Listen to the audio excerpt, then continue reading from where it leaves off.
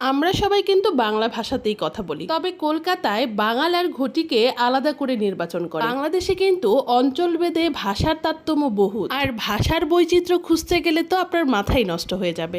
এই আপনাদের সাথে ব্লগ ভিডিও শেয়ার করতে এসে দেখতে পেলাম ময়মনসিংহের ভাষা সম্পর্কে অনেকেই হয়তো জানেন। আমি ময়মনসিংহের মেয়ে সুবাদে আমার ভাষার টান থাকবে ময়মনসিংহের মতো, এটাই তো স্বাভাবিক। কিন্তু আঞ্চলিক ভাষায় কথা বলতে গেলে কিছু কিছু মানুষ এটা কমেন্ট করে যে আমি নাকি খ্যাত গাইয়া ভাষা বিষাক্ত এবং ভালোভাবে কথা বলতে পারি। আসলে সত্যি কথা কি বলেন, আপনি বললেই কিন্তু আমার মাতৃভাষা চেঞ্জ হবে না। নিজের ভাষার সাথে সাথে অন্যের আঞ্চলিক ভাষাকেও আমাদের সম্মান জানানো উচিত। আমি ছোট থেকে যে ভাষাটা শিখে বড় হয়েছি, আমার ভিতরে সে টানটা থাকবে, এটাই তো স্বাভাবিক। যাই হোক, অনেক ভারী ভারী কথা বলে ফেললাম, আপনারা আবার কিছু মনে করবেন না। মনের কিছু দুঃখ আপনাদের সাথে শেয়ার করতে করতে আজকে প্রেসার কুকারে গরুর মাংস রান্না করে নিলাম। আমার হাতে যখন একদমই সময় থাকে না, ঠিক এইভাবে আমি প্রেসার কুকারে গরুর মাংস রান্না